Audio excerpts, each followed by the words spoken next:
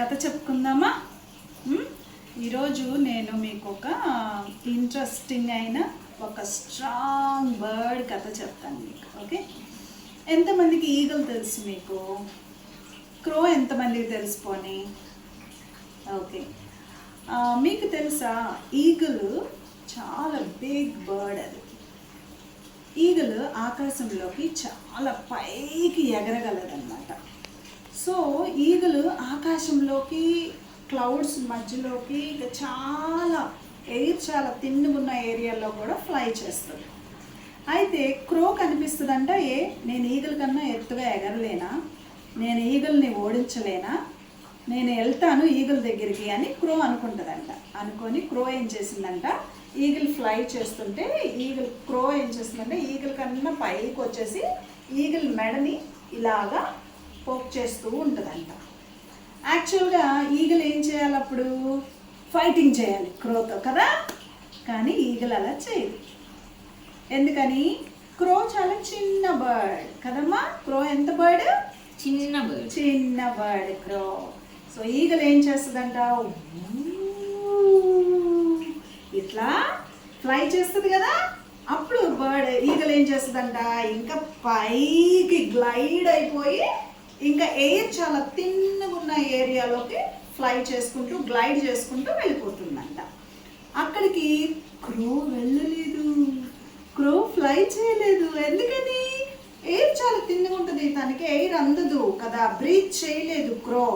Breath చేయలేక ఇంకా అందుకోలేక ఇంకా ఈగలు పైకి వెళ్ళిపోతూ ఉంటుంది. ఇంకా క్రో అది అందుకోలేక డామని కిందకి ఫ్లై అయిపోతుంది అనమాట, కిందకు వచ్చేస్తుంది అనమాట. అప్పుడు ఈగలు అంత పైకి వెళ్తుంది. ఎందుకని ఈగలు క్రోతో ఫైటింగ్ చేయలేదు? ఎందుకని చేయలేదు? ఎందుకు చేయలేదంటే క్రో చిన్న బర్డ్, తన ఎనర్జీని చిన్న చిన్న విషయాల మీద ఈగలు వేస్ట్ చేసుకోదు. అర్థమైందా నాన్న?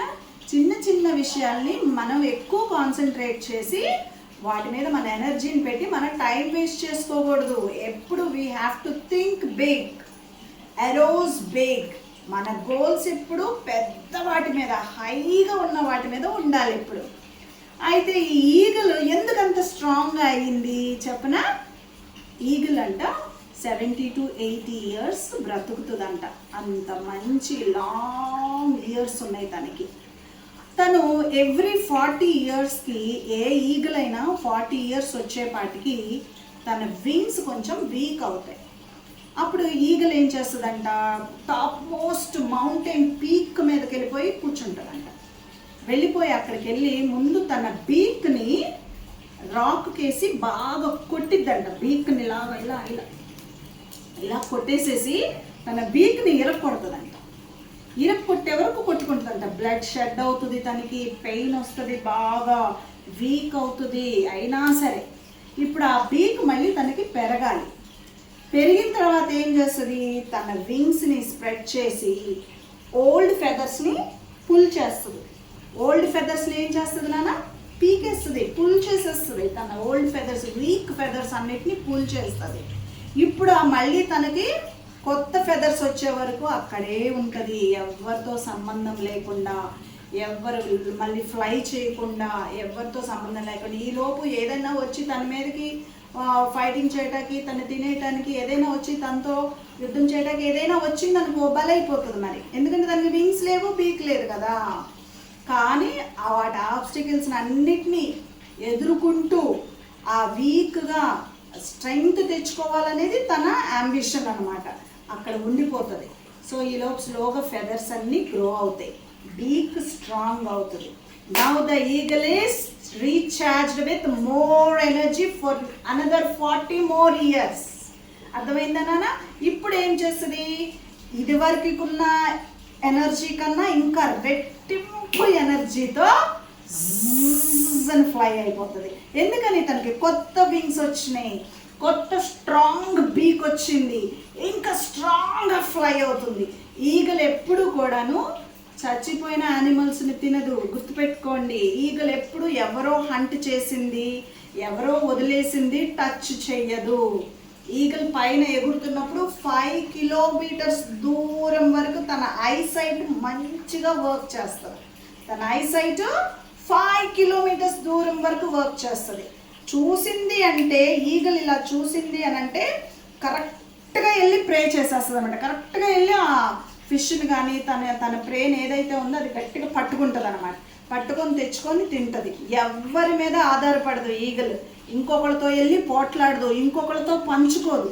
తన ఫుడ్ తను చక్కగా కాన్సన్ట్రేషన్గా తను ఒక ఐడియా గోల్ పెట్టుకొని ఆ గోల్ని రీచ్ అవుతుంది. వేరే వాళ్ళతో ఫైటింగ్లు చేసి కంపేర్ చేసుకొని ఈగలు ఎప్పుడు జీవించదు. అర్థమైందా నాన్న? మీరు కూడా ఈగల్కు ఉన్నంత ఫోర్సైట్లో ఉండాలి, ముందు ఆలోచనల్లో ఉండాలి. తను వింగ్స్ వీక్ అయినప్పుడు ఏం చేసింది? ఆ వింగ్స్ని స్ట్రాంగ్ చేసుకోవటానికి, ఆ బీక్ని స్ట్రాంగ్ చేసుకోవటానికి తను నలగొట్టుకుంది. మీరు కూడా మీ కంఫర్ట్ జోన్స్లో ఎప్పుడు అలా కూర్చొనే ఉంటే మీరు స్ట్రాంగ్ అవ్వరు. అర్థమైందా నాన్న? మీరు స్ట్రాంగ్ అవ్వరు. మిమ్మల్ని మీరు రీడిస్కవర్ చేసుకోవాలి. చూసారా ఈగలు ఎలా అయితే తన బీక్ని నలగొట్టేసి కొత్త బీక్ తెచ్చుకుంది. అప్పటి వరకు తను సఫర్ అయింది, ఎవరితో ఉండకుండా పైన తన వింగ్స్ని మళ్ళీ పుల్ చేసేసి కొత్త ఫెదర్స్ వచ్చేటట్లుగా చేసుకుంది. వెయిట్ చేసింది. మీకు కూడా పేషెన్స్ ఉండాలి, వెయిట్ చేయగలగాలి. అర్థమైందా నాన్న? వెయిట్ చేయాలి, పేషెన్స్ ఉండాలి ఈగల్లాగా. అప్పుడే మీరు కొత్త విషయాల్ని ఎక్స్ప్లోర్ చేసి కొత్త విషయాల్ని కనుక్కొని మీ జీవితాన్ని మీరు బలంగా స్ట్రాంగ్గా రెట్టింపు ఉత్సాహంతో మీరు మళ్ళీ ఫ్లై అవ్వగలుగుతారు. అప్పుడు ఈగలు ఏం చేస్తుంది? ఎవరు అందుకోలేనంత ఎత్తుగా గ్లైడ్ చేసుకుంటూ ఎయిర్ తిన్నగున్న ఏరియాలో కూడా వెళ్ళిపోయేంత హైట్ వెళ్ళిపోతుంది.